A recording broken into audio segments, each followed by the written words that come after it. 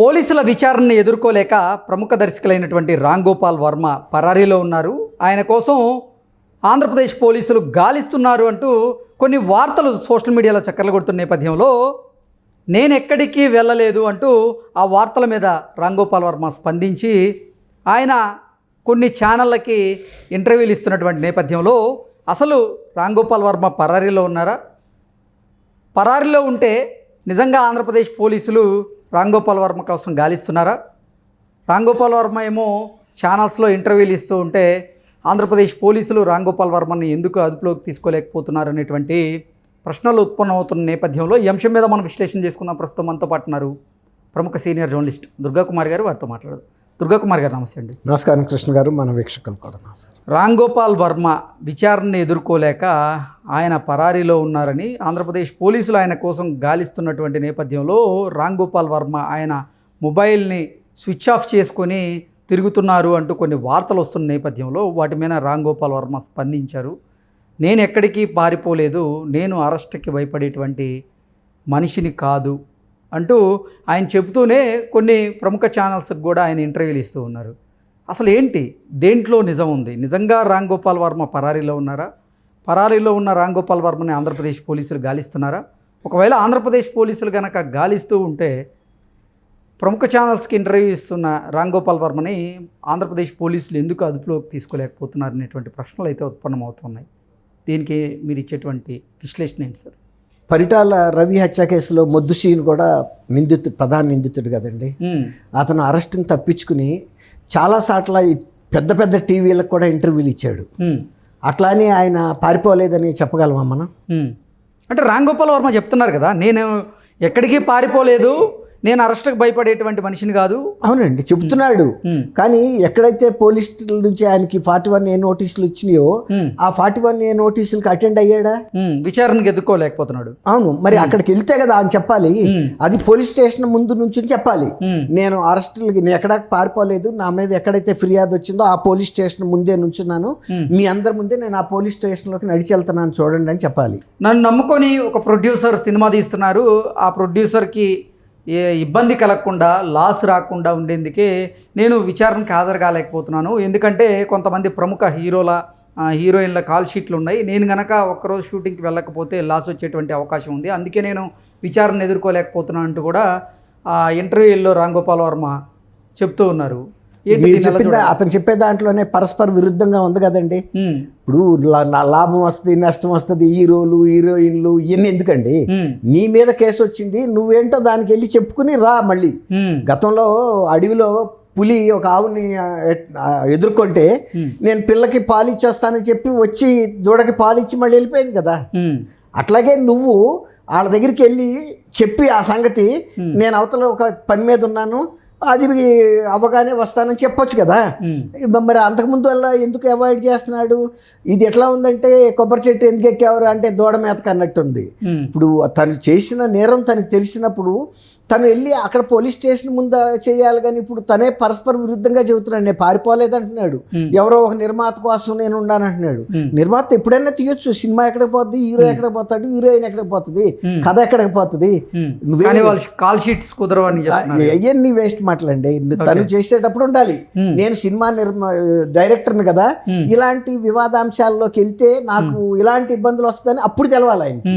అప్పుడు తెలియకుండా అంటే ఇప్పుడు ఈ ప్రముఖ ఛానల్కి ఆర్జీవి ఇంటర్వ్యూ ఇస్తున్నట్టు నేపథ్యంలో ఈ సమయాన్ని గనక పోలీస్ విచారణ గనక వెచ్చిస్తే అయిపోయేది, విచారణ అయిపోయేది కదా. కొంతమంది ప్రశ్నిస్తున్నారు దాన్ని. అది కూడా బాగుంటుంది.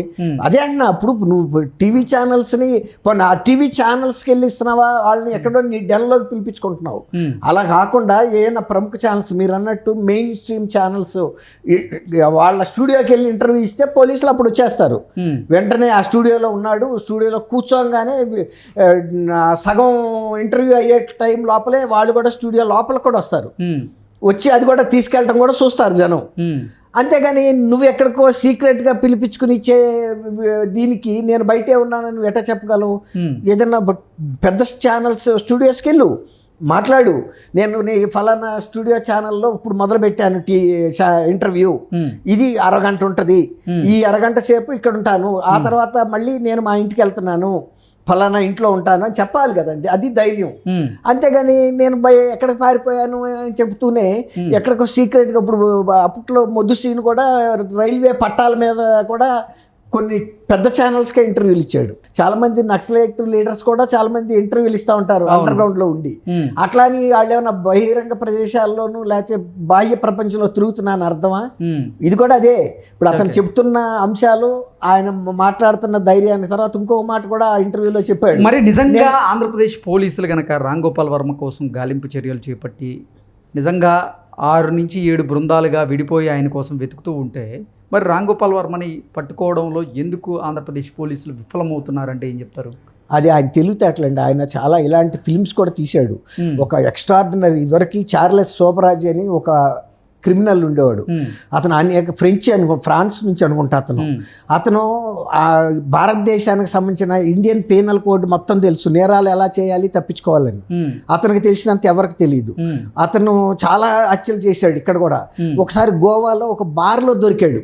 దొరికిన తర్వాత చాలా కాలం జైల్లో పెట్టారు. ఆ తర్వాత 10-12 ఏళ్ల పాటు కూడా భారత జైల్లో కూడా ఉండి ఆ తర్వాత వెళ్ళాడు ఇక్కడి నుంచి రిలీజ్ అయ్యి. అట్లాగే ఇలాంటి నేరస్తులు అతన్ని ఎన్నిసార్లు జైలు బ్రేక్ చేశాడో తెలుసా? పెద్ద పెద్ద జైళ్ళు, సెంట్రల్ జైళ్ళు, ఇంటర్నేషనల్ జైళ్ళలోంచి కూడా తప్పించుకున్నాడు. అట్లా ఈయనకి తెలుసు ఎలా పోలీసులకు చెక్కకుండా వెళ్ళాలనేది. మనం పోలీసులు వైఫల్యం అనుకోవటానికి వీల్లేదు. ఎందుకంటే ఆయన దగ్గర సెల్ ఫోన్ లేదు, ఏముండదు. ఆయన ఎవరి ఫోన్లతోనో ట్యాకిల్ చేసుకుంటాడు, ఎవరిని కావాలో పిలిపించుకుంటున్నాడు, డెన్లో ఉన్నాడు. ఆర్థికంగా బాగా డబ్బులు ఉన్నాయి. సినిమా రంగానికి చెందిన అనేక మంది ప్రముఖులు అతనికి తెలుసు. ఎక్కడైనా వాళ్ళకి సంబంధించిన దూరంగా సుదూర ప్రాంతాల్లో ఉండే గెస్ట్ హౌస్ల్లో, డెన్లలో కూర్చుంటే ఎవరు మాత్రం అరెస్ట్ చేయగలుగుతారు? అంటే రామ్ గోపాల్ వర్మ ఒక వీడియో చేసి ఎక్కడ షూటింగ్ చేస్తారు, ఆయన సామాజిక మాధ్యమాల్లో పోస్ట్ వేస్తున్న నేపథ్యంలో ఆ పోస్ట్ ఆధారంగా పోలీసులు రామ్ గోపాల్ వర్మ చేయలేరు. అది కాదు. కానీ అతను కనుక నిజంగా కనుక షూటింగ్లో ఇన్వాల్వ్ అయ్యి ఉంటే, నేను ఫలానా నిర్మాతకి, ఫలానా సినిమాకి, ఫలానా స్టూడియోలో నేను షూటింగ్ ఇన్ని రోజుల నుంచి జరుగుతుంది అని ఇంకా షెడ్యూల్ చెప్పొచ్చు కదండి. అక్కడే ఉంటాను అని చెప్పాడా? ఏ స్టూడియోలోనో?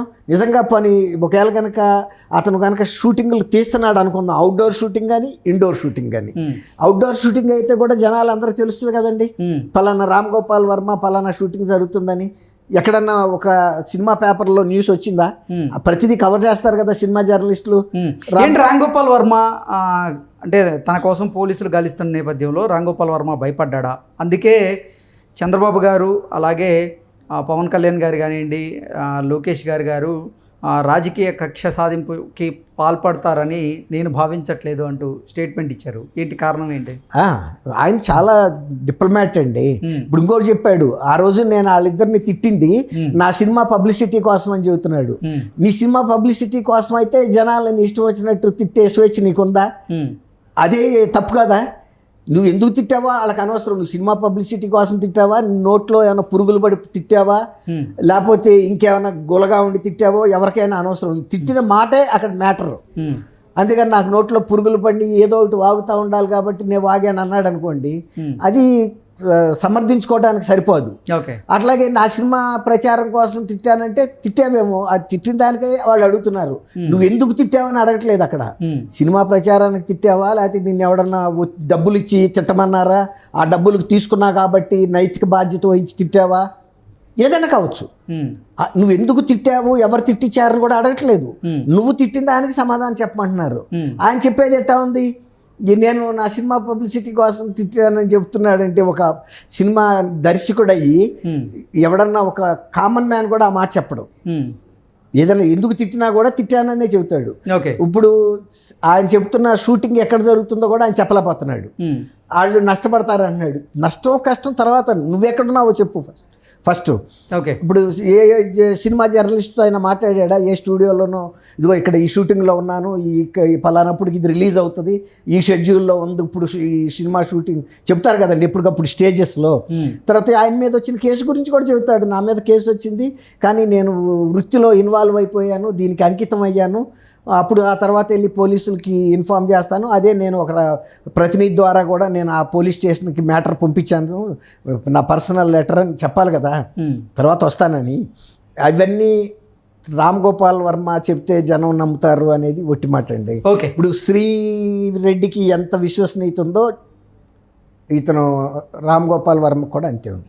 Okay sir, thank you so much. Thank you Krishna గారు, మన వీక్షకులు.